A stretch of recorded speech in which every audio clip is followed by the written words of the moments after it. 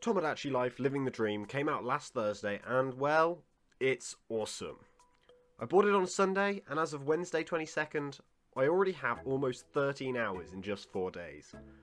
It's an anomaly in the industry where something that should have just been a cute and relatively niche game explodes in popularity due to pure charm. The same can probably be said for the first, of course, but I haven't really played it, because in the UK I would be paying just as much for the 3DS game as the new one. But what makes it so entertaining and charming?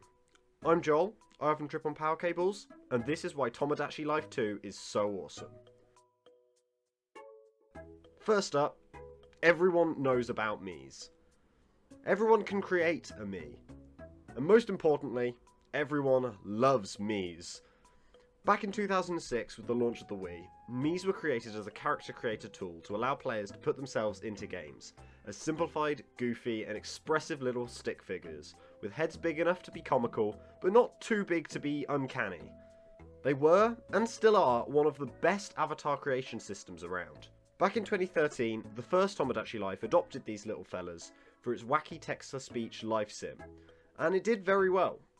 But after that, Nintendo stopped giving emphasis to them, particularly with the move to the Switch generation.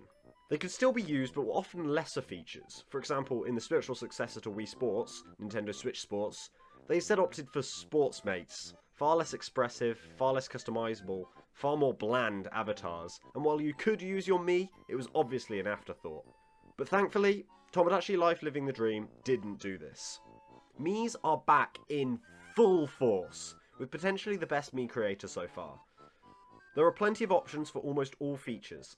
The only that I think may be lacking slightly is hair options, but there's always something close enough.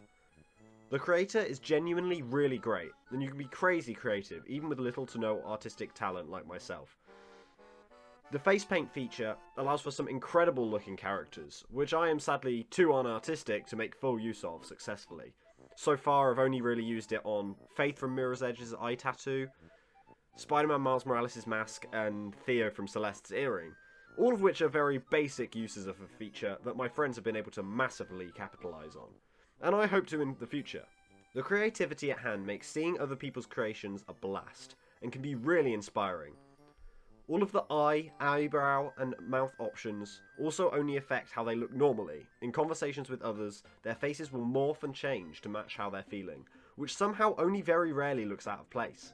The Mii's simplicity and expressiveness makes for even funnier interactions, which leads me on to... This game's sense of humour is so ridiculous it regularly gets a good laugh out of me, even when I'm playing alone in my room. Part of what makes it so funny is the ability to input whatever you want to perfectly suit your sense of humour. I personally opted for giving inputs that fit the IRL or fictional characters' interests and personalities, and how they would make friends. I find it so funny to put in a prompt that fits with one scenario, being talked about completely out of context by completely random people. So one time I had Faith asking to be friends with Kate Bishop, so naturally the conversation topic I gave was beating up fascists. Then later ended up with two of my IRL friends actively competing as to who was better at it. Most of the Miis can't even pronounce it right. Beating up fascists. But of course, that's what I find funny. On the other hand, my sister loves giving them really dark and depressing prompts, and finds it hilarious to see them talking about them with such glee. Can't say I find it nearly as funny, but hey, that's part of what makes it all so great. The ridiculous situations the game puts characters in always makes for peak entertainment, and occasionally just zooming out and checking out what your Miis are getting up to with each other can lead to absolutely hilarious moments. The ability to basically make decisions for the Mii make it great fun to share stupid stories with your friends, especially those you've put in the game. My IRL friend was all for marrying Rogue. The game's sense of humour is an absolute blast, despite being shockingly simple on paper, and it only adds to the game's charm. Another great feature of the game is how customizable it is.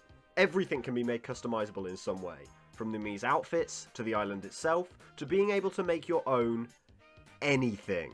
The happiness level up system allows you to personally match your Miis to their personalities, or just have fun watching your friend eat a barbecue with the grill included in one bite, and then going out to play football with Obi-Wan Kenobi. The gifts and pets you can give them often end up as hilarious talking points for them to share with other Miis. But more significantly, the level up prezzies shape and define how the Miis spend their time and interests. The level of customizability is incredible, to the point where it's basically a god simulator. Another of my favourite features is the little quirks, as you can perfectly shape your Miis to suit the person or character they represent. Or go completely off the leash and make Thanos skip everywhere. The island customizability is awesome. I absolutely love that you can terraform your island however you want. The array of ground types, levels, shops, and of course houses is amazing. The house interiors and outfits are all delightful, and there's such a huge range, it can be hard to decide what to give people sometimes. Lastly, the ability to choose which order you unlock items at the Wishing Fountain is perfect for what this game needs to be. Or, you could just have fun and send your Miis on a holiday. Your choice. Overall, the game is just wholesome. You can give your Miis the most appalling and evil prompts, and they'll still treat each other like best friends after their first meeting.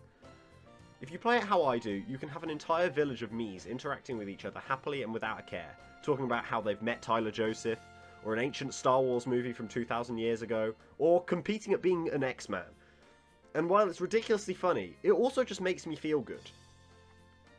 Tomodachi Life 2 is an amazingly fun game, and I'm sure I've missed loads of neat features.